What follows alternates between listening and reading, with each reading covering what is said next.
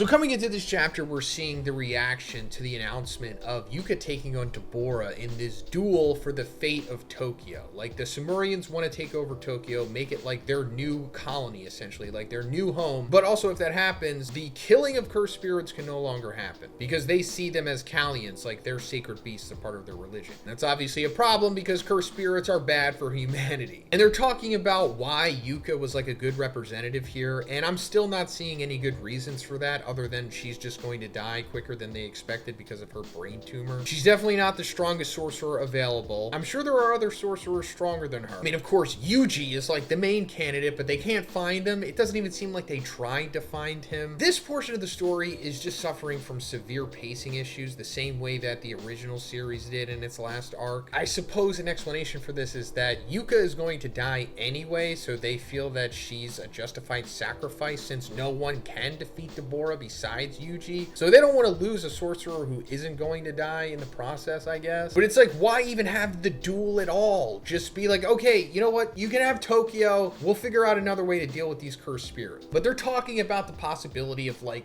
nuking the Sumerians, which is hilarious. And to be honest, they probably just should do that. Just shoot a nuke at the spaceship because why not? Maybe Dabura could survive it. I don't know how strong he is. He's being hyped up beyond belief at this point. He's probably stronger than Sukuna. He just beasted through cursed speech in the previous chapter. I don't know if that means he could take a nuke, but I highly doubt the 50,000 other Sumerians can take a freaking nuke because Cross is nearly dead from just getting shot 3 times by burst energy bullets, question mark. We don't know how Yakumaru's ability or whatever his cursed tool was works. So I'm thinking that there's no way they're gonna take a nuke, especially a modern nuke. And considering how Gege works, this whole nuke speech in the beginning of this chapter might just go nowhere. It's probably just idle dialogue because he does that. But then we go to this quick flashback of seeing Cross and Maru as kids again. And we're touching on the rock that their father had given them before he had died. And we thought it was going to be Mull because that's when Mull was first introduced. Like the special ore from Sumeria that can be manipulated with cursed energy and turned into other forms of energy. But no, it turns out it was just a regular rock. And Maru knew this, but he didn't want to tell Cross that. And I'm sure there's some greater meaning to this. Maybe some of you guys already know that, or maybe it's just going to be revealed in another flashback as to why his father was holding on to that rock. Maybe it has something to do with Sumeria. I mean, because apparently they're saying that the father was obsessed with Mull. And that's also why he died, I think, trying to like stop Deskunte from taking over the Mull reserves or whatever. I could be wrong about that. But they do say that his obsession with Mull cost him his life. And we're actually seeing their father for the first time here. Not fully, but you know, enough. Hey, also guys, can we get 3,000 likes on this video? All you gotta do is just hit the like button right there on your phone. It'll help the video. It'll help me. Thanks, guys. I appreciate it. Then we're coming to Surugi looking for Maru here. And I thought in the spoilers, maybe he was boarding the ship, but he's not. But Surugi is wondering about how the ship works. Because he's like, how did they construct this thing? It's capable of carrying 50,000 people through space. And even if it's powered by cursed energy, could the Remelian tribe really be capable of creating such a sophisticated spaceship? And to be honest, that's not only the issue here. It's like, how are you keeping those 50,000 people alive that whole time?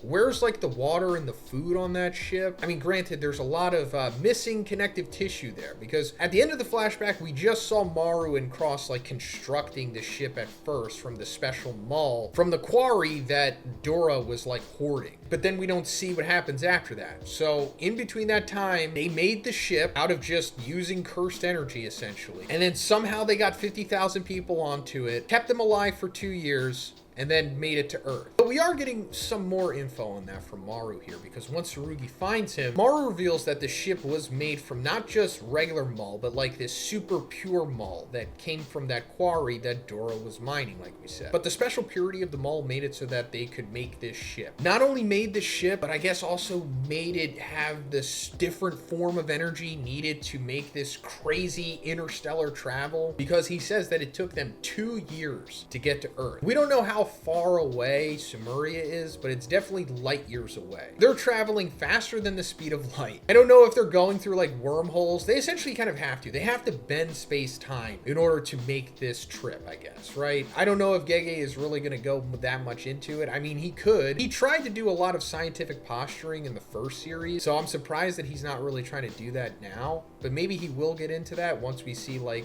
the rest of the flashback, I guess, because I assume we're going to see that, like the trip of the Sumerians getting to Earth, because it's hinted at here. He says, when we left Sumeria, it took almost 2 years to reach Earth, even using our techniques to its fullest extent. But we finally found a place where we could put down our roots. Up until now, everyone was terrified, and we just drift around forever and end up a speck of dust in the vast darkness of outer space. But aside from just the mall being manipulated with cursed energy, they also used Maru and Cross's curse techniques. So Maru's technique, I guess, kind of makes sense for this, because in chapter 1, Maru says that his curse technique will seek balance and find the person who's an equal match with you. Sure, ambiguous, but I guess it meant that it was supposed to find Earth, like a place that was habitable for him. I don't know if it was singularly looking for an individual. Like, I don't know if it was Maru's curse technique just looking for Surugi out there, latching onto his cursed energy. Who knows? Maybe Gege will explain it, maybe he won't. But this is, I guess, enough for us to see how that could work. His curse technique going into the ship through the mall, and then it, I don't know, singles out Earth that way with its own Jujutsu AI system. Sure. As for Cross's technique, we still don't know what that is, but apparently it allows them to like translate their Sumerian language to Japanese or something. I'm sure there's more to it than that. I'm sure their curse techniques working together have some kind of synergy that made this trip possible. But aside from all the spaceship stuff, which maybe I'm just getting too much into, it doesn't really matter. Surugi says, you know about the duel between Yuka and Dabura, right? And Cross rightfully says, just forfeit, Yuka can't win. The result will be the same either way she fights or not, which is like, yeah, I agree with that. But then Surugi says, but I don't know that. And that's what's giving me trouble. So is that Gege telling us that like, oh, Yuka has a chance to win and she might actually win in some kind of like end of series Shonen MC last minute power up that usually happens?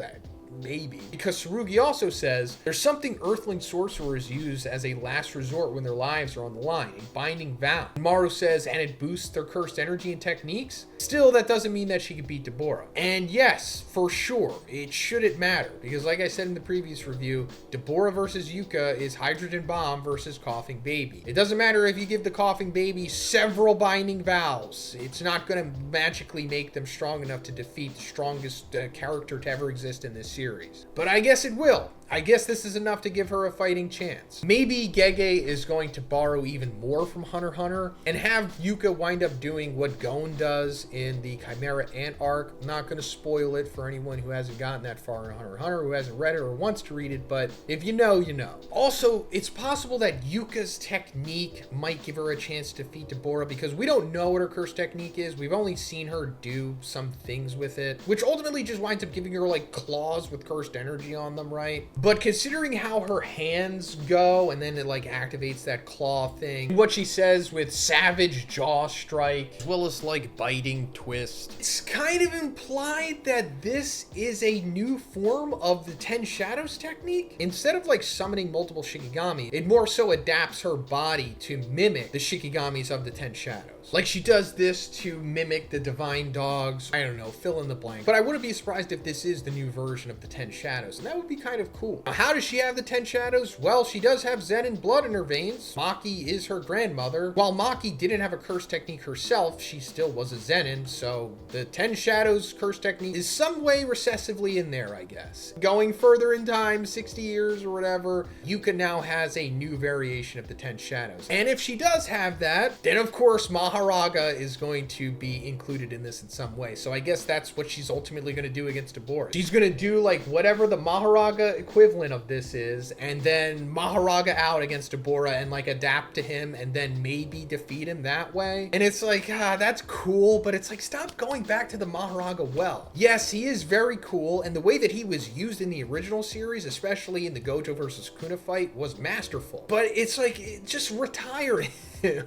I mean, granted, if he does come back, it's not like him fully coming back. It would be her using his adaptability in a different way. But I'm sure Gege will figure figure out in some way. But one way or another, Mahoraga seems to be coming back. So her using the Mahoraga ability in some way, along with her Gon, a binding vow Nen contract, I guess she, in theory, could have a chance at defeating Dabura. Or at least making it a competitive fight. Because I still do think Yuji has to come back at some point, right? You can't just build him up for that to go nowhere. That would just be evil. But anyway, we come to the end of the chapter, and things are getting heated now. Because Surugi's frustrated, Maru's frustrated. He's like, look, can you guys just, like, leave? And Maru's like, no, we can't leave at this point. The Remelians see the cursed spirits as Kallians, so they're not letting them go. And we don't have any place left on Samoria, even though that's BS. They left Samoria kind of preemptively, but that's besides the point. There's been a line drawn here, and Maru is just fully against Surugi at this point. And it's understandable, his friggin' brother's in critical condition, got shot by Yakumaru. But at the end of the chapter, Surugi's like, you know what, actually, I meant to say, get the heck out of here. And he draws his sword, ignites the flame, and Maru's like, okay, well, let's go. And he pulls out his sword, which I think was the first time we saw Maru drawing his sword here. And they're gonna fight in the next chapter, I guess, which is gonna be pretty good. Now, on paper, Maru should win.